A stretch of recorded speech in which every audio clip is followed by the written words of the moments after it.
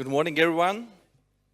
Dear Deputy Minister, Your Excellencies Ambassadors, representatives of European Union, international finance institutions, guests from all over the Ukraine and abroad.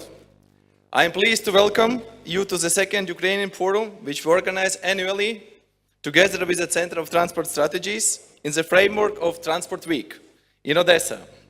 We are very glad that our platform is becoming a place to meet of high-level guests, representatives of the government and the industry, as well attract international players of the port sector from around the world.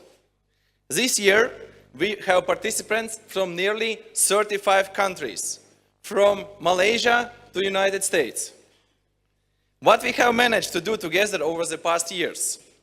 First, about TNT. As was said, 8 Ukrainian ports were included into TNT maps for Eastern Partnership countries, and 9 investment projects became a part of TNT Indicative Investment Plan, with a total amount of investment 900 million euros. As well, I would like to add that last year, Ukrainian Seaport Authority joined European family of European Seaport Organization. Cargo handling increase. Starting from 2017, total throughput of the ports stopped the negative trend after falling in 2014-16. As Deputy Minister already said, positive trend continued in 2018 and the first half of this year. The particular pleasing positive statistics are borrowed in handling of containers. More than 80% increase. About investments, the total volume of capital investments into dredging and construction by only the USPA already amounted to 1.4 billion hryvnia, or about $55 million last year. It is safe to say that the private business has investment the same amount into terminals like Euronestor in Olbia or MV Cargo and All Seats in Pivdeni Port, which is the new name of Yuzhny, who don't know. And I am proud to say that in the pipeline of expansion projects are POSCO International, Kovco Agro in Nikolaev, and CMA CGM in Odessa. As well, last year, I launched the investment portal of the USPA, which today hosts about 10 prospective projects in several ports. About dredging. We took dredging works very seriously, brought the depths in the port of Chernomorsk to 50 meters, now it is officially another Panamax port in Ukraine. We successfully held a tender for the dredging works in the port of Azov Sea Basin in Mariupol and Berdansk. The agreements were signed just recently, and I hope that we will back to the passport drafts released this year. While in Pivdeni port, we completed the projects on the reconstruction of the access channel down to 20 meters, and now the Cape-size vessels can easily moor at the berths 5 to 6 of the port. Although the USPA began to put in order the navigation characteristics of the main inland waterways, nevertheless, we know that the law of inland waterways has not voted. And about that, a number of barriers limit further sector development. First, delay in adopting the key laws by Parliament on concession, draft laws number 7385 of Maritime Complex. We appeal to the Verkhovna Rada to the vote for these draft laws in the next 2 months. We also hope that the new President administration will be supportive on that. The second, the inability of Ukrainian infrastructure companies to participate in European Union grants, such as Connecting Europe facility. And, of course, unbalanced dividend policy for the state-owned enterprise creates unpredictable environmental for capital investments. Just for this year, USPA has to pay the 90% in dividends from our profit. So, what are our future plans?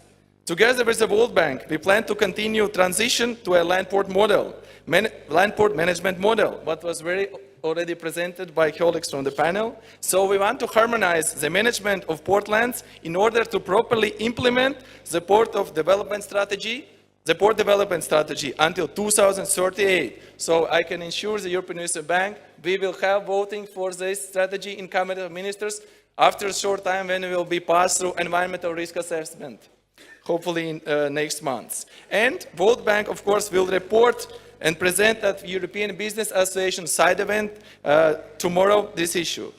So the next one, the following best practices in Northern European ports, we plan to initiate the process of legislative changes for possibility of corporatization of USPA. And this summer, as was said already by many panelists here, together with Ministry, EBRD, IFC, and World Bank, concession tenders in the port of Olvia and Kherson, which will be discussed tomorrow morning at the Bidders Conference. Later on, we plan to continue preparation of projects in ports of Chernomorsk and Pivdennyi. By this fall, together with our partners, 2 brand new grain terminals in the ports of Mariupol and Pivdennyi will be launched. And finally, to conclude, I'm grateful for your participation in the forum. We aim to ensure that the forum becomes an annual event and its platform becomes a venue for fruitful meetings and discussions aimed at the effective development of the industry and the ports of Ukraine. I am certain forum's participants will be warmly welcomed by the spirit of Odessa city, and return to this beautiful place with their loved ones.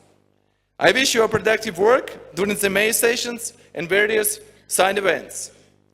And now, as you should know, the government of Ukraine has implemented the in line with the strategy of corporate governance for the state-owned companies, also the supervisory board by USPA.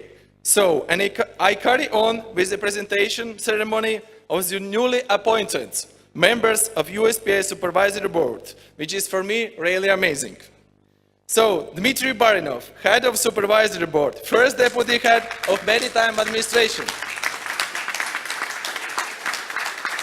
Patrick Verhoeven from Antwerp, Belgium, Deputy Head of Supervisory Board. He is the Strategy Director of International Association of Ports and Harbors.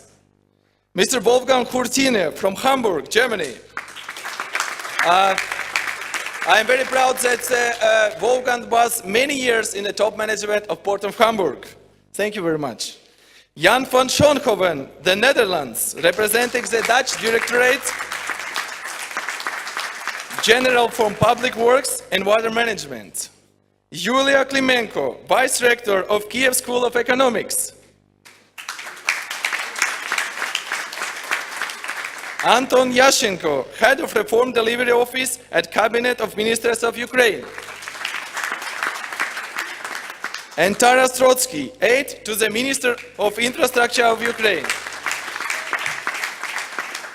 So, and I invite the chairman of the supervisory board, Dmitry Barinov, and Patrick Verhoeven on the stage for the short welcoming remarks. Thank you.